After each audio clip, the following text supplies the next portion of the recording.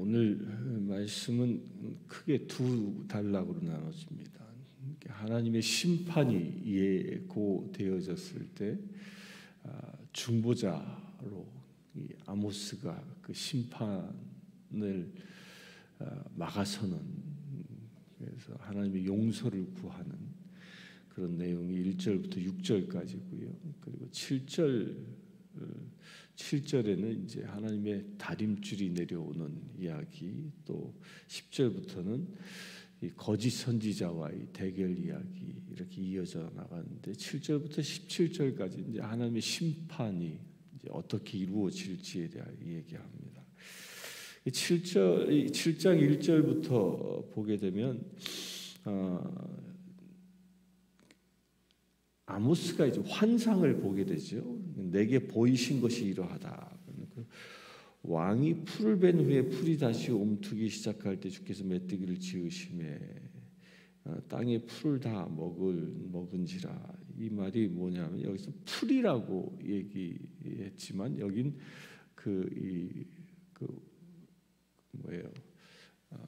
밀을 두고 얘기하는 겁니다. 곡식을, 추수를 앞두고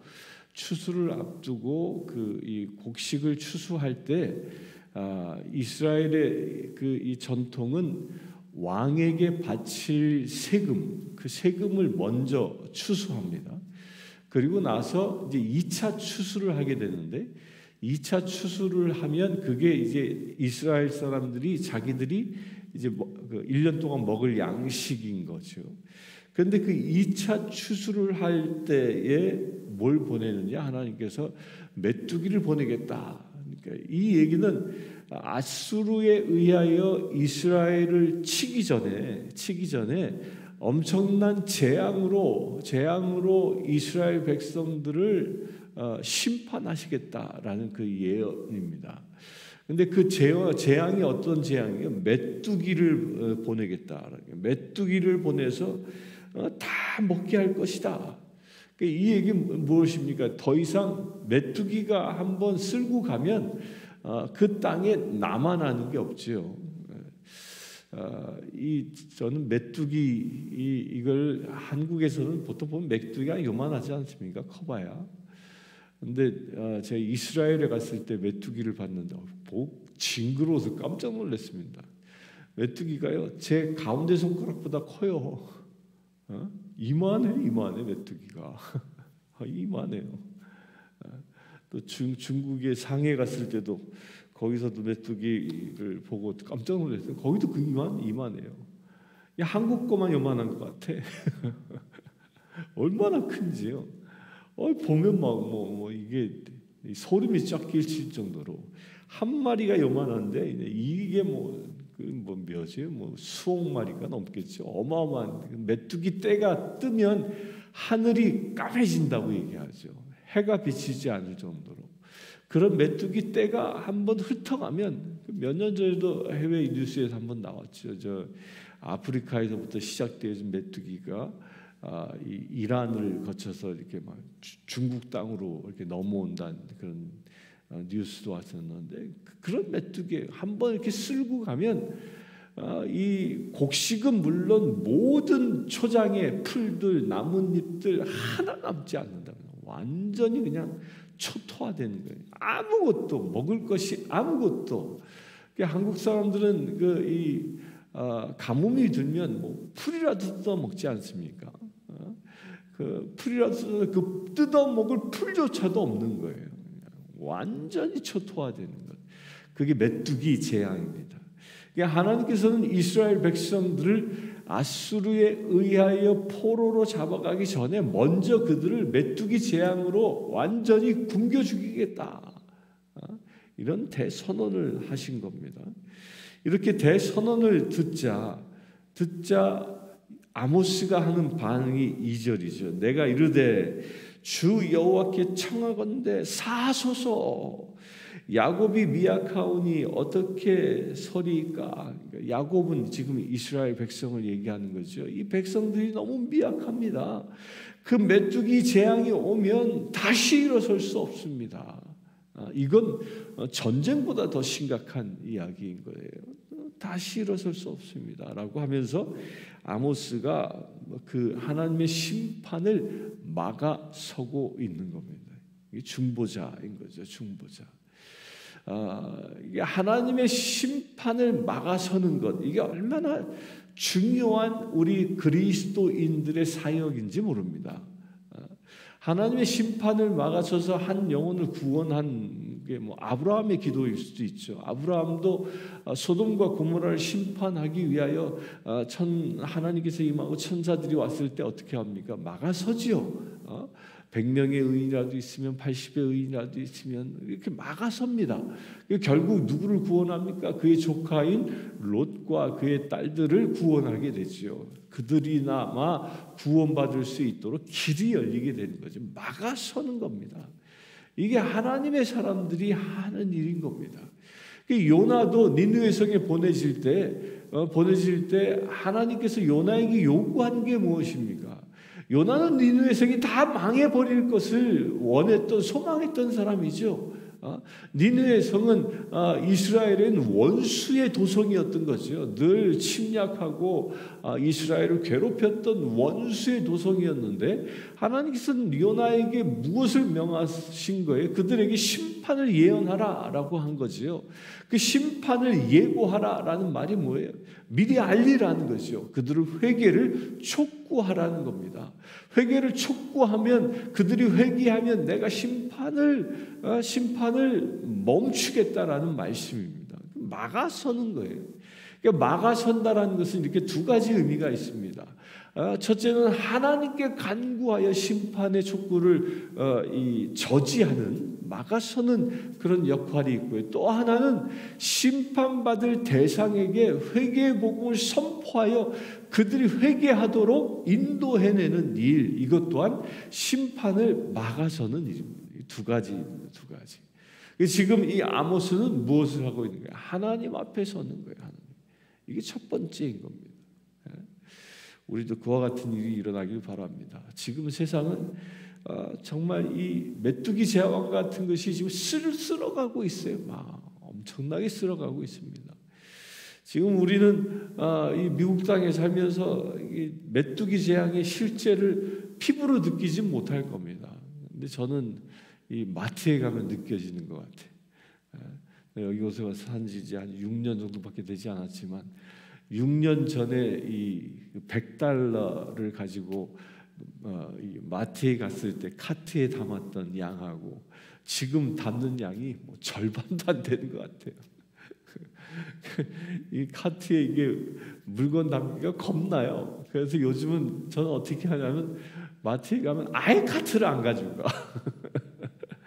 카트에 손을 안 대. 그래서 뭘 사야 되겠다는 걸, 이게 그 품목이 있지 않습니까? 그럼 그거만 생각하고 그거 있는 데만 가. 쳐다보지도 않고 손에 들 수 있는 만큼만 사는 거예요. 손에. 안 그러면 감당이 안 되는 거죠. 이게 미국이 이럴 찐데요. 뭐 다른 나라는 말할 거 없습니다. 지금 물가가 폭등하고요. 곡물가가 폭등합니다. 이제 내년에, 지금 올해는 마치 메뚜기 제왕 같은 것이 실제로 저 지구상에 일어나고 있어요. 지금요. 홍수가 일어나서 이 농작물을 다 쓸어버리죠. 가뭄이 일어나서 말라 죽지요. 또 태풍이, 또 중국엔 또 댐까지 터져버렸잖아요. 중국에서 두 번째로 큰 댐이 터져서 뭐 완전히 초토화시켜 버리죠. 이게 식량 대란이요. 이제 내년에 분명히 일어날 겁니다. 우크라이나는 지금 곡창지대가 맨날 전쟁으로 인해서 곡식을 생산하지 못하지요. 또 이 우크라이나에서 생산되어지는 곡물은요, 아프리카를 먹여 살리는데요. 그 곡물이 그 아프리카를 먹여 살리는데 그 곡물이 수출되지 못하니까 아프리카 곡물 값이 폭등하잖아요. 그게 아프리카 곡물가 폭등합니까? 전 세계가 다 폭등하는 거예요. 게다가 가뭄이 들죠. 홍수가 일어나 자연재해가 일어나죠. 이게 곡물이 완전히 그 초토화되어져서 마치 메뚜기 재앙처럼 사람들이 먹고 살 것이 없어지는 시대가 막 도래하고 있는 겁니다. 도래하고 있어요. 이런 때에 우리 그리스도인들은 이 아모스처럼 이 재앙을 막아서는 기도를 해야 하는 겁니다. 우리 기도해야 할 제목이 얼마나 많은지 몰라요. 전 세계가 굶어 죽어가고 있죠.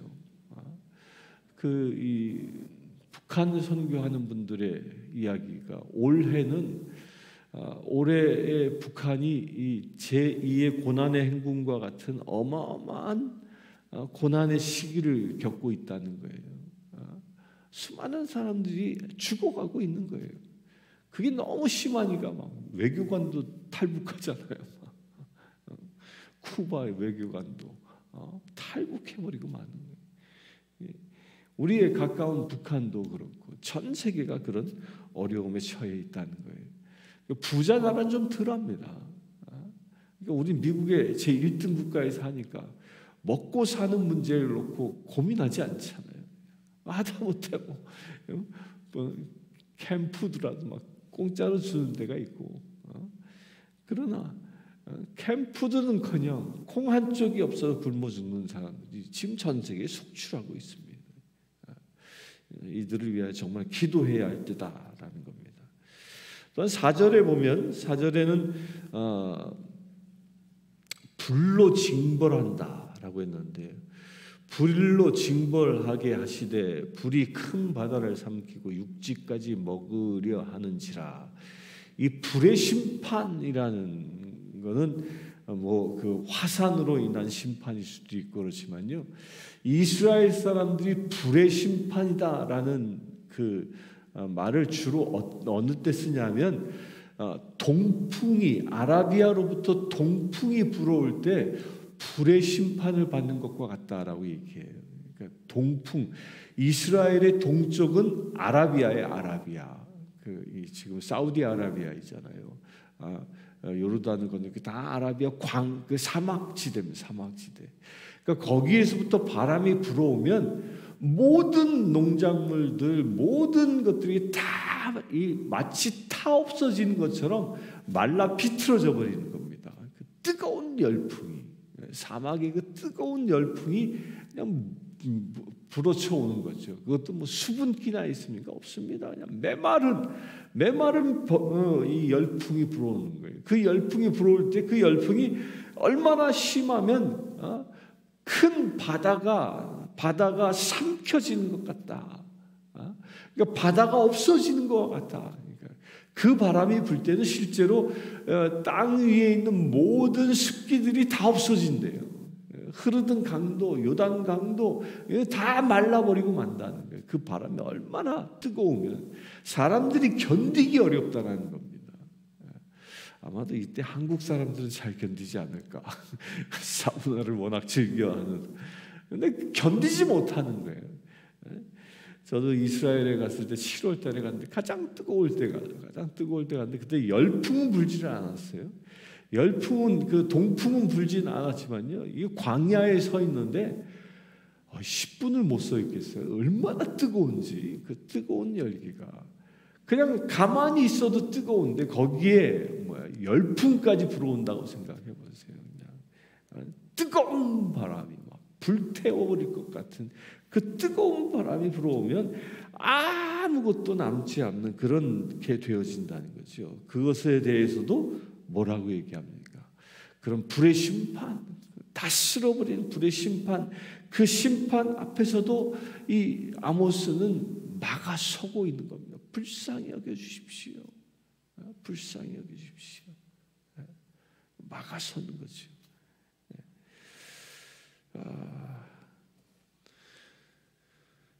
전쟁의 참화가 일어나면 이 불의 심판이 또 세상을 또다시 덮을 겁니다. 우리가 막아서는 기도를 해야 하는 거죠. 세상이 점점 악해져 가면서 하나님의 심판이 임할 것입니다. 그러나 그들 가운데 구원이 다시 임할 수 있도록 우리는 막아서는 기도를 감당해야 할 줄 믿습니다. 또 7절부터 9절까지는 다림줄 이야기가 나옵니다. 다림줄은 여러분들은 잘 아시죠? 뭐죠? 건물을 지을 때, 벽돌을 쌓을 때 이렇게 줄에다가 추를 매달아 놓고 이렇게 장대에다 이렇게 세워 놓잖아요. 그럼 그 줄에 맞춰서 벽돌을 쭉 쌓아 올라가는 거죠. 이 다림줄이 없이 이 벽돌을 쌓으면 벽돌이 어떻게 될까? 삐뚤빼뚤해서 결국 무너져 버리고 마는 겁니다. 그게 다림줄이에요. 이 다림줄인데 기준이라는 거예요. 기준. 근데 그 다림줄 그 기준을 이스라엘 백성에게 딱 갖다 댄다는 거예요. 대 보니까 이 다림줄에 맞지 않은 모든 것들은 다 하나님께서 어떻게 용서하지 아니할 것이다. 무너뜨려 버릴 것이다라는 거예요. 마치 건축자가 다림줄을 댔을 때 이게 삐뚤빼뚤한 그 모습을 보면 다 허물어 버리잖아요. 왜냐? 다시 무너질 거니까. 허물어 버리고 다시 쌓는 것처럼 그런 다림줄을 댈 것이다라는 겁니다. 이 다림줄이 무엇이죠? 하나님의 말씀입니다. 하나님의 말씀은 우리의 다림줄이 될 것이고 누구나에게 하나님께서 그 말씀의 다림줄을 가지고 우리를 측량하실 겁니다. 오늘 주님께서 우리에게 말씀의 다림줄을 갖다 댄다면 우리는 삐뚤빼뚤할까요? 아니면 다림줄에 착 맞춰져서 잘 쌓아져 가는 벽돌처럼 다림줄에 합격점을 받는 인생이 될까요? 그 결정은 누구에게 있습니까? 나에게 있습니다. 오늘 하루를 살아가면서 말씀의 다림줄에 잘 인생을 쌓아갈 수 있게 되길 바랍니다. 10절부터 17절까지는 이 아모스와 그 아마샤의 대결인데요. 이 아모스는 여기서 누구라고 얘기하면 이게 아마샤는 북이스라엘의 이 제사장이라고 나옵니다. 그러니까 베델의 제사장 아마샤, 그러니까 베델의 제사장이라고 얘기하니까 이 베델의 제사장은 뭐예요? 당시에 베델은 송아지상을 만들어 놓고 우상을 숭배하던 거죠. 그러니까 여기서 제사장이라고 말했지만 실제는 우상을 숭배하는 자입니다. 물론 이 송아지를 놓고 이것이 우리의 여호와다라고 얘기하지만 우상을 숭배하는 자예요. 그 제사장인 아마샤가 아모스를 겁박하는 이야기입니다. 근데 이 아모스와 아마샤의 이 대결을 보면요, 아모스라는 그 이름의 뜻이 뭐라고 그랬습니까? 짐꾼, 짐을 나르는 자 이런 뜻이라고 그랬잖아요. 그러니까 아주 이름이 좀 천박합니다. 그러니까 우리 옛날 사람들의 이 사고 방식으로 보면 아모스 그러면 우리나라 사람으로 얘기하면 개똥이 아니면 그 사극에 보면 돌쇠 이런 거 많이 나오잖아요. 돌쇠야 뭐 이렇게 양반네가 막 자기 종을 부를 때 그런 얘기 하잖아요. 바로 그런 이름이에요. 이 아모스라는 이름이. 그러니까 이 아모스라는 이름은 그렇게 이름의 뜻도 좋지 않습니다. 짐을 나르는 자 그러니까 성경에요. 아모스라는 이름이 등장하는 유일한 곳이 아모스서예요. 나머지 성경에는 아모스라는 이름이 아예 없습니다. 아예 없어요. 좋은 이름이 아니라는 거죠. 그런데요, 이 아마샤라는 그 바알을 섬겼던 이 제사장은 주께서 강하게 하신다라는 그런 뜻을 가진 이름이에요. 이름의 뜻은 굉장히 좋아요. 굉장히 좋아요. 이 둘이 경합하고 있는 겁니다.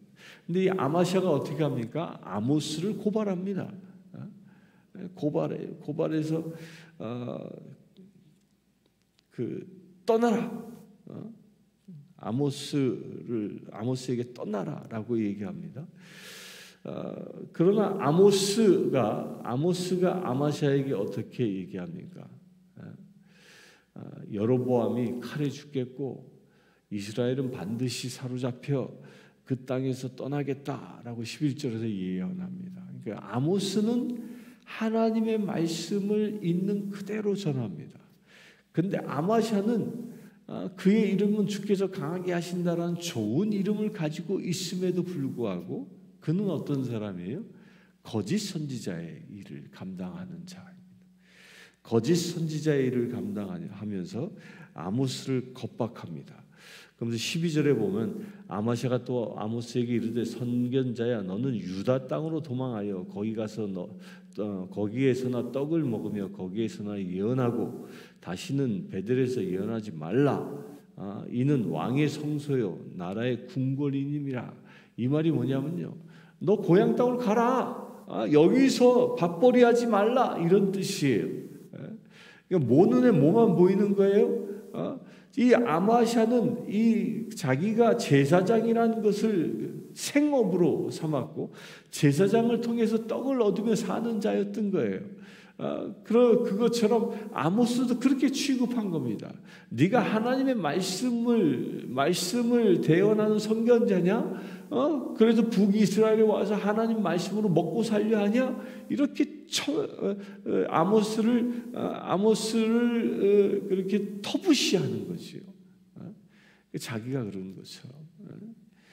그런데 아모스는 북이스라엘에 와서 하나님의 말씀을 통해서 먹고 살려 하는 게 아니었죠. 그의 직업은 뭐라고 얘기합니까? 나는 목자요, 나는 뽕나무 치는 농부요 라고 얘기합니다. 그러면서 협박을 어떻게 하냐면 왕의 성소의 나라의 궁궐임이라. 이 말이 뭐냐면, 야, 네가 지금 예언하고 있는 이 베델은 왕의 궁궐이 있는 곳이야. 근데 왕권에 이런 얘기를 하냐? 왕이 있는 곳에서 나라가 망할 것이라고 얘기하냐? 너 그러면 왕으로부터 네가 죽임을 당할 거야 라는 이 겁박이 여기에 담겨져 있는 겁니다. 당시에 왕의 권한이 얼마나 막강합니까? 왕이 하고자만 하면 못할 일이 없었던 것이 당시에 그 왕의 이 권세였던 거죠. 그걸 놓고 겁박하고 있는 겁니다. 우리 하나님의 사람들도 마찬가지의 일을 당할 수 있습니다. 하나님의 사람들도요, 하나님의 말씀을 전하면, 진리를 전하면 아마샤와 같은 사람들이 그 진리를 거부할 수 있어요. 하나님의 심판을 예언할 수 있습니다. 그러면 이 때가 어느 때인데 무슨 심판이냐? 회개의 복음을 선포할 수 있습니다. 그러면 너나 잘해라 하면서 무엇이 죄냐 말이냐? 죄가 아닌 것처럼 여기는 시대가 지금이잖아요. 하나님께서 역겨워하는 것을 즐기는 시대가 지금이지 않습니까? 이런 시대에 죄가 죄임을 선포하면 오히려 그렇게 죄가 죄임을 선포하는 자를 죄인 취급하는 시대가 되어버리고 말았다는 거예요. 지금 아마샤가 그렇게 하고 있는 거예요. 하나님께서 심판을 예언하니까 그걸 오히려 겁박하고 있는 것이죠. 그럼에도 불구하고 아모스는 17절에 보면 여호와께서 이와 같이 말씀하시기를 하며 예언을 그대로 정합니다. 내 아내는 성읍 가운데 창녀가 될 것이요 내 자녀는 칼에 엎드러지며 내 땅은 측량하여 나눠질 것이며 너는 더러운 땅에서 죽을 것이요 이스라엘은 반드시 사로잡혀 그의 땅에서 떠나리라 하셨느니라. 아마시아의 겁박에도 불구하고 아모스는 받은 말씀을 그대로 전한다라는 거예요. 두려워하지 않고. 우리도 그렇게 될 수 있게 되길 바랍니다. 하나님께서 주신 진리의 말씀, 생명의 말씀, 그것을 내가 받았다면 그 말씀에 1.1획도 더하지도 빼지 않고 그대로 전할 수 있어야 합니다. 그렇게 전할 때 하나님께서 여러분들이 말씀의 선포를 통해서 세상이 다시 구원되어지는 역사가 일어날 줄 믿습니다. 함께 기도하겠습니다. 주 아버지 하나님, 아모스의 말씀을 통하여 우리 또한 아모스처럼 심판 앞에 그 심판을 막아서며 중보자의 사역을 감당하라 사명을 주셨습니다. 심판받을 대상자들에게 회개의 복음을 선포할 수 있는 기회를 달라 간구할 수 있도록 우리에게 또한 깨닫게 하심을 감사합니다. 아버지 하나님, 이 시간 기도하는 모든 심령들, 이 중보자의 사명을 충성되게 감당하기를 원합니다. 이 세상이 참으로 힘들고 어려워지고 있습니다. 간악함들이 창궐하고 있는 이 시대에 참으로 전쟁으로 인하여 자연재앙으로 인하여 수많은 사람들이 신음하고 있는 이 시대에, 이 심판대 앞에 서 있는 이 시대에 참으로 주님 앞에 간구하며 주님의 긍휼을 구하는 기도자로 서기를 원합니다. 주여, 이 시간 기도하는 모든 심령들 아모스처럼 주님 앞에 엎드릴 수 있도록 우리의 발걸음을 인도하여 주시옵소서. 또한 우리가 아모스처럼 기도할 때 주께서 우리의 기도 가운데 응답하여 주시옵소서. 우리 주 예수 그리스도의 이름으로 기도드리옵나이다. 아멘. 이 시간에 우리 이 시대의 모든 교회들이 하나님의 진리의 말씀을 온전히 선포할 수 있는 거룩한 교회들 되어질 수 있도록 이 시간에 기도하기를 원합니다. 주 아버지 하나님, 교회들이 깨어 일어나기를 원합니다. 이 시대의 모든 교회들이 진리의 복음을 선포하는 교회 되어지기를 원합니다. 아모스처럼 하나님의 말씀을 온전히 선포하기를 원합니다. 세상의 가치와 타협하지 아니하고 오직 진리의 말씀만을 선포하기를 원합니다. 인본주의에 빠져 희석된 복음을 선포하는 게 아니라, 변질된 복음을 선포하는 게 아니라 오직 진리의 복음만을 선포할 수 있는 거룩한 교회들이 되어지기를 원합니다. 주여, 이 땅에 세워진 모든 교회들 예수 그리스도의 보혈로 다시 덮어 주시옵소서. 예수 그리스도의 보혈로 다시 정결케 하여 주시옵소서. 온전히 복음이 살아있는 교회들이 세워질 수 있도록 아버지 역사하여 주시옵소서. 그래 아버지 하나님, 이 땅 가운데에 생명수를 공급할 수 있는 거룩한 교회들 되어줄 수 있도록 아버지 역사하여 주시옵소서. 우리 주 예수 그리스도의 이름으로 기도드리옵나이다. 아멘. 지금 우리 주 예수 그리스도의 은혜와 하나님의 크신 사랑과 성령 충만함이 늘 깨어 아모스처럼 기도하기를 원한 주의 사랑하는 모든 세들 위해 지금부터 영원토록 함께 하실지어다.